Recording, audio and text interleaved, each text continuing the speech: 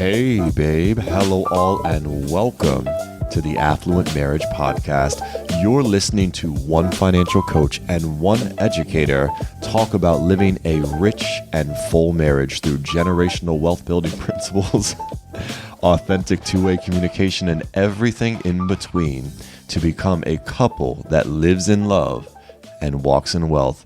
My goodness, if you're not the most cheesy person I've ever met, and I love it, you're adorable. I'm trying to make the Gen Z heart. It's different than the heart that we used to make. It's different than our heart? It's like this. I don't know. Is it like this? If you're watching on YouTube, you can see me act like a complete fool. I don't know what it is. I might have made a gang sign. Well, good morning, everyone. Good evening, good afternoon, good night, wherever you are, whatever you're doing. Are. Hello. You know? Hey, hello to you. Kim, give us an update on the rental property. Update on life. Okay. And what's great about this is by the time they hear this stuff will already be done. You know, but I still want you to talk about it. I think it's good because I'm going to go ahead and spoiler alert. We're talking about fear today. And I want you guys to know that this fear that we're going to be talking about today doesn't ever leave. It's always going to be there, always going to be looming. Fear will always be a part of your life. Always going to be a part of you. So you just need to accept that. You're never going to live a life where there's no fear. And learn how to manage it. You're going to learn how to manage it. You're going to learn how to, we'll teach you all of that stuff today. But so in our life, we are renovating our bathroom, our master bathroom. We were going to do it ourselves. We found some mold and some rotting wood. And we did do the guest bathroom. We did do the guest bathroom.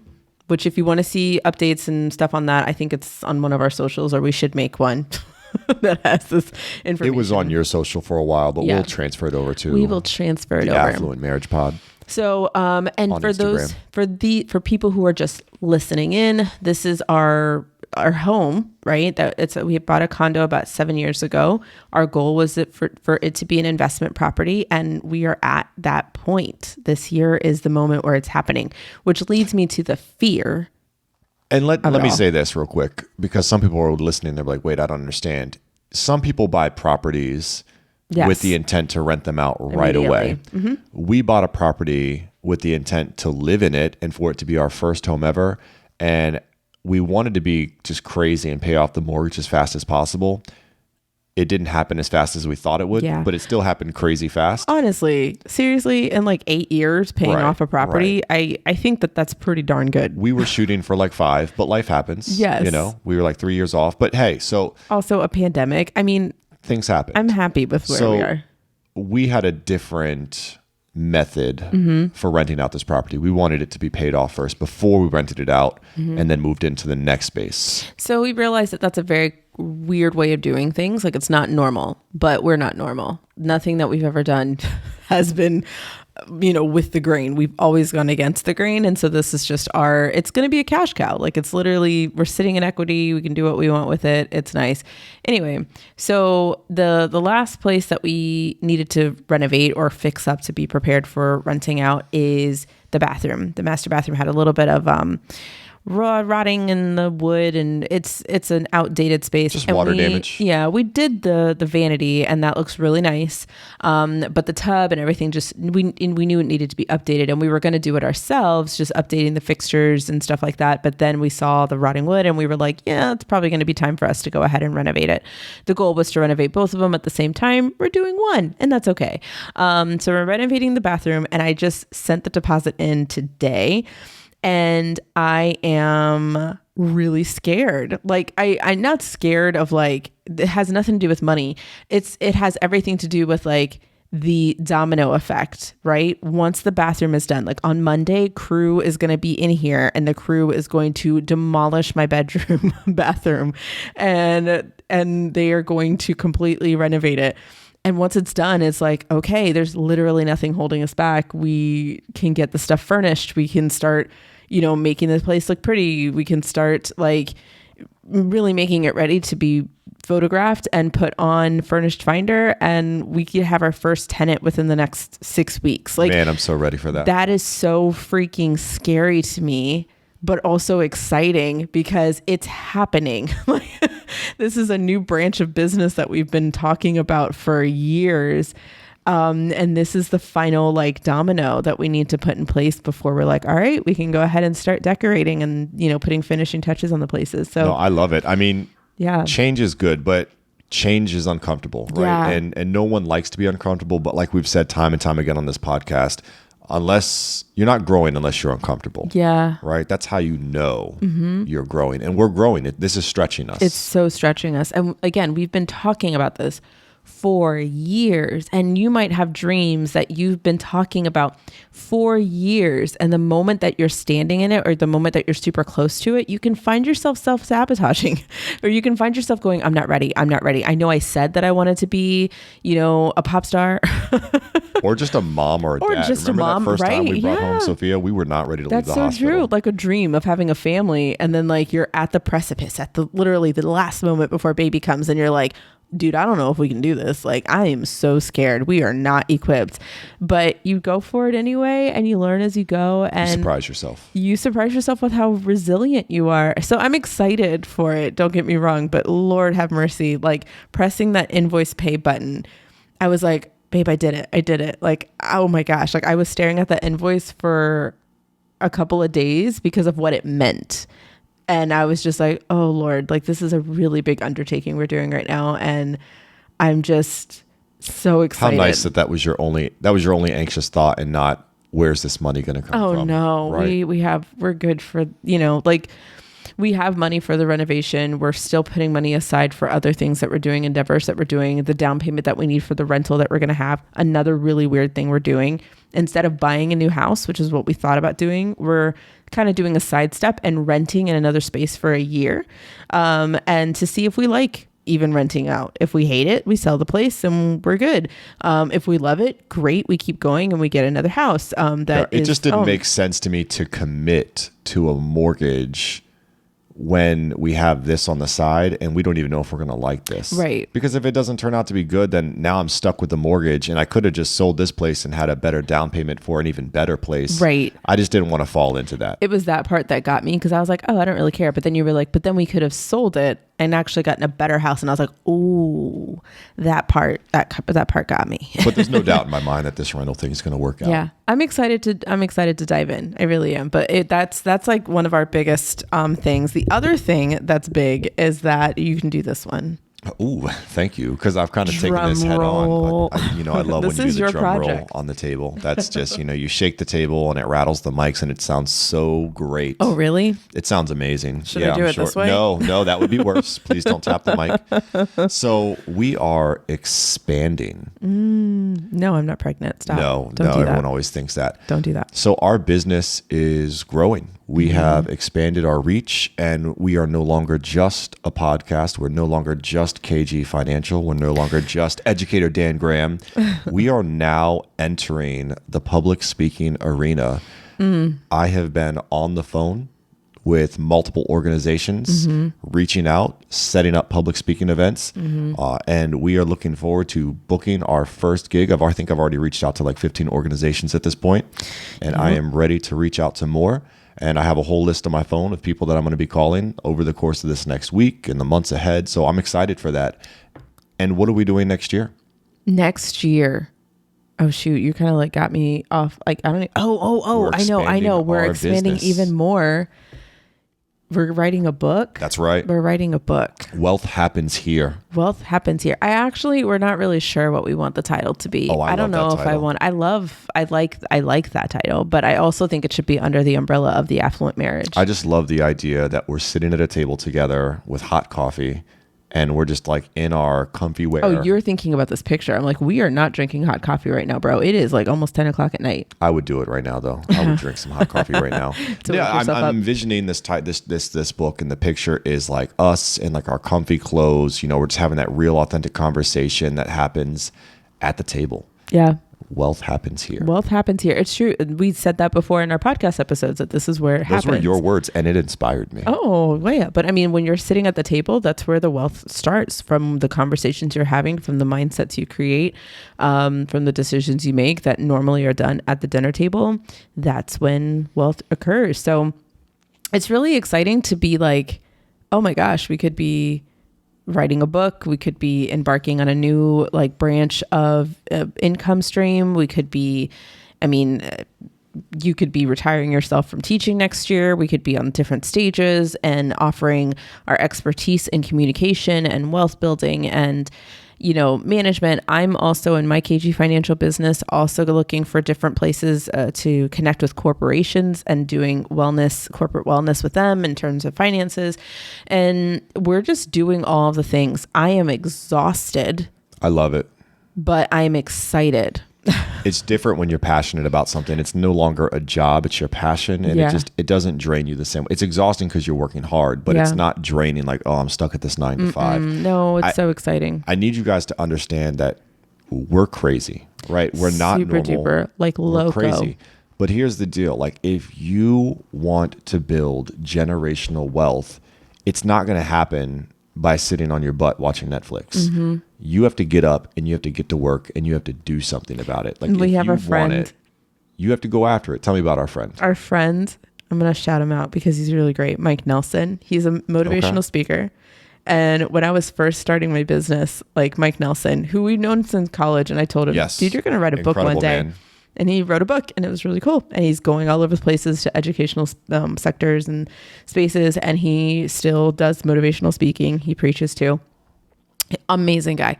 I've, done some of his courses and stuff like that, but he would always say, get up, get to, and grind. I love that. And Daniel would quote that to me did, actually. Whenever I was like, I don't know if I'm going to be able to do this. I'm starting this business, from scratch and this is really hard. And you were like, get up, get to, and grind. What would Mike Nelson say? So I just love that. You were motivation to me. You were motivation to my wife. Like, thank you for allowing me to use your phrasing to inspire my wife. Yeah, I mean, it was great, and it's a great phrase too. So, I mean, I just love that you just said, like, that's literally what you have to do. But if you're passionate about something, if you want to build generational wealth, that's what you have to do. If you're passionate about the life that you want to live, you have to get up. Right, and we're just trying to be examples for you, right? Like, literally, we are living this out. This is what we love to do. This is what we're doing, and we're trying to do this with you, right? We're on our journey. And we want you to watch us as we go and then also do it yourselves. Right. Don't just sit there and go, oh man, like I saw them win and be like, oh, it'll never be me. It could be you. Why not you? We're not anybody special. We're two educators. I'm sure there's people listening who are just listening just to listen, but I don't like that. Yeah. Like if you're going to listen because you want to do something. Listen to move. Like create your own I dare you to move. Destiny. Switch foot. All right. So let's talk about today. Actually, let's not. Let's talk about last time. Last time we talked about common fears around money if you were a part of Gram Fam. And if you're part of Fun Day Monday, we talked about common fears around communication, right? So today we're going to try to move forward with fear and talk about overcoming that fear. Yes, overcoming money fears, which is a really good topic. I meet with so many people who have so many fears around money that they didn't even recognize. Fears, trepidations. And it's really interesting though, because like I even have money fears that still come up. Like we said at the beginning, fears are never going to leave you. They're still there. And it's like peeling back. Someone said this, and I hope I'm not stealing a phrase, but I feel like it's a very common phrase. Peeling back an onion of like different things of you're like, I had no idea. I had no idea that layer was there. Yeah, that's Shrek. Because is it Shrek? Oh, yeah. Cake. Cake has layers. Cake has layers. Onions. I'm not going to even try to quote it because it's been years since I've seen it, but yes. Yeah. Mm-hmm. But yeah, so I feel like, I want you to know that if you have a fear around finances, around money, it is okay. It's completely normal. And you need to understand that you're never going to get rid of it, but you can alleviate, you can, make it easier on yourself. You can catch it faster and train your brain to think differently. Like these are things that you can do to cope. I love that our podcast is a place where you can get inspirational, quotes from T. Harv Eker and Millionaire Next Door and Shrek. I love that. Yeah, that's great. A little bit of everything here today. Mm-hmm. It is. Money fears can be a significant source of stress and anxiety for people. So we have some tips today to help people overcome those fears. I actually want to focus on one of the fears that we talked about from the Gram Fam. So we talked about a bunch of money fears, common money fears on Gram Fam. You guys missed that if you're not a subscriber. Why aren't you doing? What are you doing?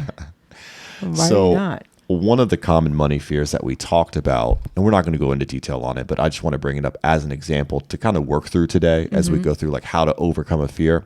And a common fear with money is people are afraid at the end of the month that they're not going to be able to pay their bills or their monthly expenses, right? This is a common fear that people have, fear of not having enough money to pay the bills. So using that fear today, we're going to take that and, go through how to overcome that fear. Right. With each and every one of these tips. Hey, this is Kim Graham from the Affluent Marriage Podcast. We hope you're enjoying what you're listening to so far. But if you're thinking to yourself, man, I wish I knew more about what's going on in Kim and Dan's world, I want to ask some specific questions and be able to get extra resources, well, you might want to think about joining the Graham fam. Now, I know I love exclusive content and I love having more of Kim in my life. And if that's something you're interested in, you can be a subscriber and you can get exclusive episodes that no one else is going to hear that's going to help you build generational wealth and have more authentic two-way communication. Links are down in the show description. You'll be able to click and see more information about Graham Fam, and we hope to see you behind the scenes. Have a great one, and let's get back to the show. So one of the first tips we're going to talk about is about identifying your fear. And so these are kind of the steps that you need to take when you have money fears that are occurring. So the example that we gave was like not having money at the end of the month. So you need to identify where this is coming from. And you have to identify, like, is this coming from, losing your job, previously, not being able to pay your bills? Is it because you were in an emergency and you didn't have enough in savings? And you need to kind of like figure out, like, where did this come from? This fear of not having enough at the end of the month. It could even stem back to something from your childhood, something from that you experienced from a friend or whatever that gave you this like fear that you would not have something at the end of the month. And once you identify the source of your fear, you can develop a plan to address it. But this is the issue with a lot of times with people with identifying the source of their fear. They know why. They can talk about their money stories. They can talk about like why they have a fear for all these things. But the solution is fuzzy. The solution, and we'll talk about different ways that you can find a solution, but the solution is fuzzy because if you find yourself having an issue or having a fear that keeps coming up, one of the things that I like to do, for example, I know that the fear I had by pressing that invoice button was stemmed with the idea of, what if there's so many things happening in the future? What if something goes wrong? What if there's not enough? What if my business doesn't grow to a point where I'm able to cover all the things and things that we have in the future? We're about to take on something that's huge, right? Having another tenant, building another business. What if there's not enough for me, right? So that scarcity is still there, even though I'm at a different realm necessarily where I'm not worried about not paying my bills. That's not what it is. But it's like, I feel like sometimes like it's coming up, like I'm scared of making more money sometimes. And I know that sounds weird coming from like a person who works with money, but it's a very real thing that people can have fears of. And so what you have to do is you have to identify the fear and kind of like that Mr. Miyagi, and like, what is it called? Karate Kid? Shrek, Karate Kid, keep it coming. I love it. Keep it coming. These older movies where I don't know if there's a part where he like catches something in the sky or something like that. Is there something in the movie like that? Is that just a fly or something? Okay. I feel like there's a lot of like movies that have some type of like homage to like, I can catch a fly in the sky or something like that. Yeah, I don't know if that's like Karate Kid or just like just random shows. Okay. Yes. I don't know, but whatever. That's what I keep thinking of. Like that Zen moment where you're able to catch something that's zooming around really fast, and you're able to take this fly from my hand. Then you are the master. I know. It's like that. But it's like in every film. Right? Ever. Okay. So like I'm not parody. Being weird. Yes, I like parody, right? So anyway, that's what I'm thinking of, right? You gotta have to kind of grab the source of fear. I like crab claw the source. My God. You gotta like grab the fear out of the air, recognize it, and go, where are you coming from and how am I going to address it? And for me, I needed to grab that fear and address it. This is not you. This is a fear. This fear has never walked this path before, and it's the fear of the unknown that's causing you to be a little bit stuck. But let's talk about facts, which we'll talk about all these things that I'm about to say now. What are some facts of the last time that you were fearful of something and you took that first step and it worked out? Or you took that first step and maybe you wobbled a little bit, but you figured it out. Think about all the things you've done in the past. Why in the world would this be the thing that you can't walk through, right? So it's like that self-talk, that mindset. We all keep going back there because it's that vital. It really is so important to identify where is this coming from and how it has wrecked some of your thought patterns. And when you're able to do that, it's easier, still there, but it's easier to push through. I love what you said. You know, you have to ask yourself, where did it come from? And when that fear leaves, you have to ask, where did it go? And when it comes back, you might have to ask yourself, where did it come from? Where did it go? Where did it come from? Where did it go? Where did Are you it come serious from? right now? Joe. It's really hard for me. Listen, if you guys know me, I'm a really absurd and it's really hard for me not to derail conversation with just the stuff that comes. Like you say something, I think of a song, and then I start singing it in my head. Do I have ADHD? Maybe you do. Like undiagnosed? Undiagnosed. Like my mind goes places. Yes. When I think about this fear, I think about there was only a short span of time in our marriage where we were not like on a planned budget. Yeah. And it was our first 6 months. And I can still feel those feelings of fear from those first 6 months, right? We both made 30,000 each. We were 28,000 if we're being honest, 28K. We just rounded up. So we made good math. I know. I'm so 56K. much faster now You are because I like work with numbers snappy. more. I get like really, I'm so proud of myself. So we only made 56K, and you know, we had an apartment that we were renting out, and we had like student loan payments, which started 6 months later. So we didn't have those yet. That first 6 months though. But it was bliss. But we started like establishing these like routines in our marriage. Like every Sunday was Tutti Frutti. It was like a frozen yogurt place, Tutti Frutti Sundays. It's like $20 for and both of us. We'd go out after, church and have lunch with friends, and we'd probably do like a Friday night like movie or dinner or so we were spending, right? But I do remember feeling this anxious thought of like, what if there's not enough? What if there's not enough? I agree. I don't know. I know we went out this day and this day and this day, and I'm looking at my bank account and the number's gone down, but like, is there like a utilities bill coming out soon? Right. Or is there you would have no idea. When's the rent due? Like, it was just, there was a lot of confusion, and it did foster these fears of not knowing, like the unknown, like the fear of the unknown. Like, I don't know what's going to happen tomorrow with our expenses, with our bills. And that's because we were kind of just living day to day, Literally. paycheck to paycheck, and we didn't have a plan. Yep. Once that check went out, we were like, oh, well, I guess we got to wait until the next check.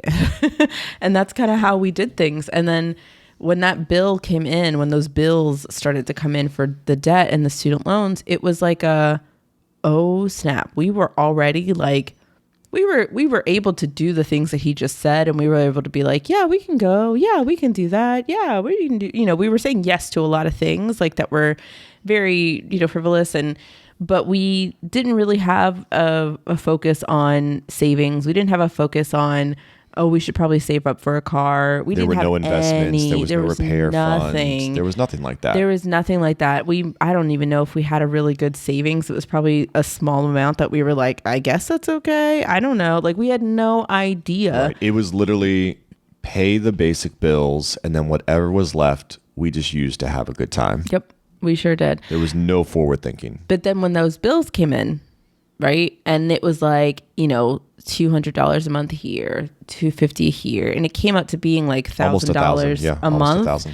That's when we were like, whoa, that's putting a huge dent in what we need to bring in on every given month. And I cried. I don't remember tears. I maybe have blocked out. Man tears. You didn't even cry at our wedding, and you cried over debt. That's crazy. Well, one of them hurt, and one of them was the greatest day of my life. I just, it wasn't like this, like, I know, visceral, like emotional, like just me sobbing, it was just, I was deeply saddened, and my eyes welled up. Yeah. Very comparable to our wedding day. You were beautiful. I was stunned. You were amazing looking, and my eyes welled. Nothing fell from my eyes, but they were watery. Gosh darn it. I love you, girl. Here's the point. Gosh. All right. The first thing you need to do is identify that fear. Yeah. But here's where you go from that. You develop a plan. After yes. 6 months, right, we were feeling those fears of not knowing what we were going to do, and we had to develop a plan. So fortunately, my father-in-law, your dad said, I want you to take this course. It's a financial course. So everyone knows it was a Dave Ramsey course. And we didn't have any knowledge of budgeting at that point. So that was kind of our first exposure to budgeting. So we kind of just stuck to that as a plan, and it worked for us, right? It helped us to get out of our debt. It helped us to create our very first budget and to stick to it and to live by it. And were the fears still there? Absolutely. But they were way more manageable and tolerable. And here's why. The reason why they were more tolerable and manageable was because instead of being fearful of what if, when is this due? When is that due? We at least had the knowledge of when things were due and what our goals were and what our next steps were. We at least had enough conversation and understanding from that course that we were able to kind of say, oh, these are actually things we need to shoot for. I had no idea. And, he would do like that thing where he was like, if you start investing now, here's what's happening. And we recognized we were the youngest people in that class. We were like 23 years old. When we were the youngest people. And so we were sitting there watching, and it was one of those like eye-opening moments where I was like, opportunity awaits. If we don't do this now, what? We're idiots. We're idiots if we don't do this now. And so, because like, again, here's what got me excited. I wanted more vacations. I wanted more shopping trips. I wanted the nice car, the house. I wanted more time to play video games. I wanted more. Like, I just wanted more time for us. I knew we wanted to have a family someday. I wanted to be able to have the choice to stay home or not stay home. I wanted to be able to me, that was the lifestyle that I wanted to have, like a lifestyle of choices where I was able to say that. I want it. And I need you to hear this, right? The reason why this alleviates so much anxiety is because the questions before we were on a budget were, will we have enough to cover our expenses? And when are these expenses going to hit, right? Those were like the two big questions. Will we have enough, and when are they going to hit? When we got on a plan, it completely eliminated half of that anxiety, right? Because we're no longer asking the question, when is this going through, or when is that going through? That question is eliminated. So 50% of our anxiety was gone. And I'd argue even more because will we have enough? We knew the answer, yes or no. And if the answer was yes, we'll have enough, anxiety relieved. If the answer is no, we can make a decision of what we're going to do. Are we going to go out and take some more side jobs to make it happen? Or are we going to have to cut something? Right. So, and again, because we consistently had conversations about it and we had a plan written down, it made it so much easier for us to alleviate that fear. But understand that I just said, exactly as I said at the beginning, you answer your fear with facts. Right. So we answered the fear of like, oh my gosh, where's our money going? And when are things due? With facts. Oh, this is what money we have. This is when it's due. Okay. Fear alleviated. I'm not scared anymore. All I have to do is follow the plan, literally follow the plan. And were there some other things around that? Like, I only have $50 that I can spend on going out this month. That makes me sad. You're going to have to shut up the toddler baby inside of you. That's the toddler baby that's like, I want it now. We were so excited. Again, that goes back to like the big goal, the big dream. We, through doing that course, got ignited, not just about our day-to-day, but about what 6 months from now, what a year from now could look like. That me saying no to myself and saying I can only have $50 for right now made me go, okay, all right, I can do this. I can do this. This is fine. It's okay. I'll be all right. Because I knew that later on I could have 100. I could have 150 if I just held out for, however long that it was going to take. Right. So if you're not listening, you need Not a choice, not optional. It's a must. You need to create a budget. Creating a budget is an excellent way to take control of your finances and reduce your money fears. A budget can help you track your income and expenses, identify areas where you can cut back on spending, and ensure that you have enough money to cover those essential expenses. Yep. I love that. I love the power that a budget gives. So many people see a budget as like this restrictive thing that tells you what you can't do. But I don't view it that way. No. How do you see it? I see it as a yes plan. Like it's a plan that tells me yes. I like that. Yes plan. That's Budgetnista. Yes I did plan. steal that. Oh, did you? Yes. Budgetnista is amazing. If you don't know who she Let's is, call it you a should C find plan. Her. A C plan. So she is amazing, but she calls it a yes plan. There's some people who call it a prosperity plan. There's some people who are calling it your get rich plan. I call it a budget. Whatever you want to call it. It's a budget, okay? However you want to mask it, that's all it's telling you, exactly where your money is going. It's a money story. Don't stop, budget. I have a shirt that literally says that. But you really are telling a story with your numbers. You're saying this is everything that's happening. Someone would be able to read it and be able to tell exactly your goals, your passions. They're going to be able to tell your hobbies, they're going to be able to tell what things you're mostly passionate about and the things that you care about by looking at where your money has been going. It's literally a mirror to your life. Yeah, I don't get when people have this frustration with a budget, because we literally just talked about what you were feeling before the budget. You had so much anxiety because you didn't know what was happening with your money. You didn't know when the expenses were happening. You didn't know how much the expenses were. You didn't know what your income actually was, or what all your other, like there was so many questions and so much anxiety. It was just like riddled through your life. And then you get this plan that tells you everything and lays it all out. And you get mad. And then you get mad because you're like, I hate budgets. Like, do you? Do you? Or you just hate the reality of your life. Exactly. Right? That's what you hate. Yeah. You hate that your numbers aren't what you thought they were. You hate that you don't have the full freedom that you thought you had because you created this problem for yourself with your debts, with your expenses. So don't be mad at the budget. The budget didn't do this. You did this. You did. You got to face the facts that you are responsible for the mess that you're in. And I know that there are some outlier conversations that people might be saying to themselves, well, actually, that was, debt left over from whatever, so-and-so, whatever. But the lack of understanding where the money has gone and the lack of education, which is the next thing we're going to be talking about soon, the only thing you can control or manage is yourself. So what are you going to do to face this head on and to get out, right? And to understand what the next steps are. So budget is a beautiful thing. It's a beautiful thing. Amazing. It tells you exactly what your numbers are. There's no questions about it. Yep. There's no anxiety. Everything is incredibly manageable because you know what your income is. You know what your expenses are, and you see how much is left over at the end of the month. Yep. Now, there are different ways, and we're going to talk about this in Graham Fam. So if you're not in Graham Fam, again, why aren't you? But in Graham Fam, we're going to go deeper into the different ways that you can budget, because creating a budget is a very big umbrella term. There's so many different ways you can do it depending on, I love to help my clients understand the best budget for them based on their learning style. So if they like things that are tactile, if they like things that are kinesthetic, I guess that's a little bit of the same, things that are auditory, things that are electronic, things that are, there's so many different ways that people like to structure their lifestyle, and you can build your money plan in congruence or in alignment with that. So then it's actually something you want to look at. But when you start to envision it as, instead of restriction, you start to envision that this is your abundance plan. There's so many different words you can say for this. But once you start creating that for yourself and saying, this is my money and I love my money.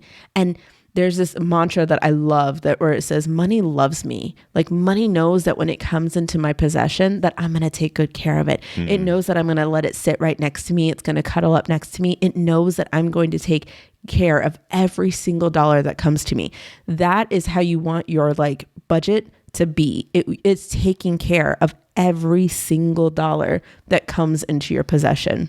So we'll talk more about that on Graham. Treat your budget like we treat our children and not like we treat our plants. Right? We don't treat our plants very well. We don't. That's why every plant on this table is fake. Fake. So I mean, this is when we talk about fear, right? And you guys know these things. You've heard these things before. Maybe not the money stuff, but if you're trying to face a fear, right? What they tell you to identify the fear, and then you already know what the next step is. It's face the fear, right? Face the when fear. you create a budget, you're literally facing your fear because you don't know what to expect. You don't know what you're going to find, right? When you clean out the skeletons from your closet, when you go through those numbers and you track, you're facing your fear, and you have to face the fear. You have to create that budget. It's non-negotiable. Yeah. Right?